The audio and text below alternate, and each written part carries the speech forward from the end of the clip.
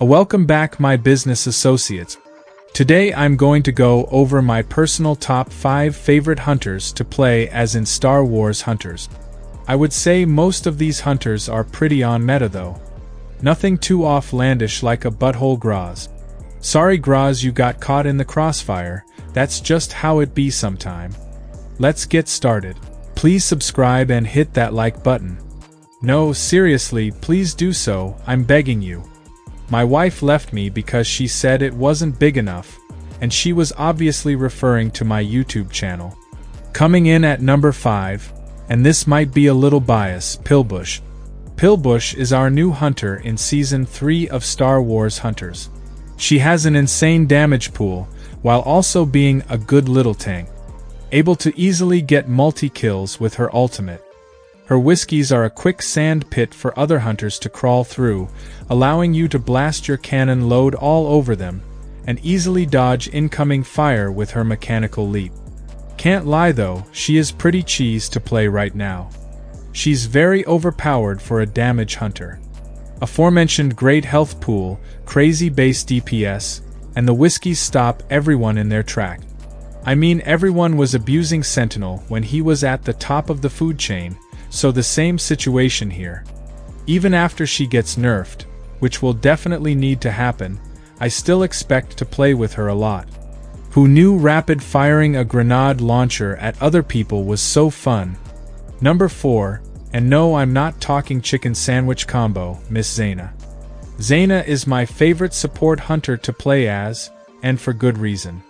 Allow me to elaborate, as the kids say.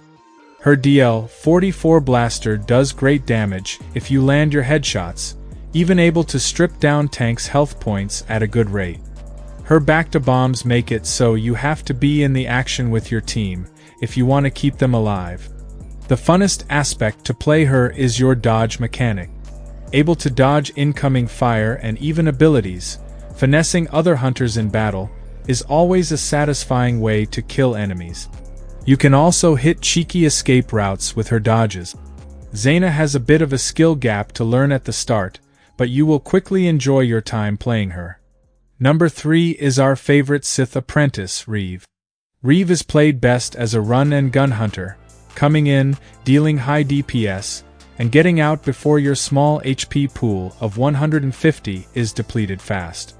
Definitely one of the highest skill gap hunters in the game, but that only makes her all the fun to play. Reeve has amazing mobility, able to use her leap to gain verticality on enemies, use her dash to close gaps and finish off kills. And the saber throw does insane damage, even able to one-shot some hunters with the throw and return. Obviously her weak stamina doesn't allow you to sponge incoming fire, but that's not how she was intended to play. Her ultimate is one of my favorites in the game, able to pull in all surrounding enemies, knocking them to the floor, and stomping them out with your team from there. I'm still trying to get good with her, but it's always a treat pulling out insane plays as Reeve. And now, with the addition of 2, count 'em, 2 marshmallows. Oh, would you look at that, the hunter in the number 2 spot is made up of 2 little lifeforms, Utuni. You actually can't script this. Utuni is one of my favorite hunters to play as on close-quarter maps like Vespera Row, Hoth Frontline, Mos Espa Station, etc. His combo of pulling enemies in with the ion grenade, using the pulse blaster to shock them, and then to finish them off, a good old hands-off knockback will take care of most hunters. And the cherry on top is if you die, you drop a death nade that can revenge kill the enemy who killed you. The nade actually does good damage, about 50 HP I believe. Their ultimate is also amazing. Getting to walk down enemies with the Lazar beam is super fun, and you get a good amount of armor that plays into your beam duration, which helps a lot. The only downside I would say is his main arc caster doesn't do too much damage, and the range isn't good from afar. Utuni plays best up close and personal with aforementioned abilities. Utuni is in my number 2 spot. Alright, we're finally here at number 1. Which hunter is my favorite to play as of now? Does Avenue even think he can hang with the rest of us? Did any one of y'all like the video and subscribe? Can someone tell me why my wife left me without her kids? Find out next time. Enough fucking around, we mean business in this establishment.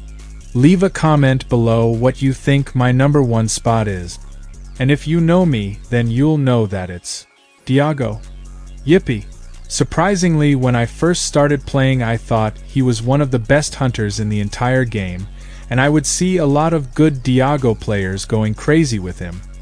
I can admit he's never been a top meta hunter, but oh my, has he been a treat to play with. Tell me what would give you more dopamine than slamming a slug into someone's face hole a mile away? Maybe eating a chicken Big Mac from McDonald's? Alright, you valid. Diago, to my surprise, has gotten 2 minor buffs to him since Season 1.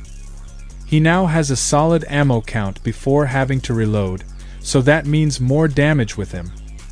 His headshots alone doing over 100 HP each should be criminal, and that's not even his ultimate.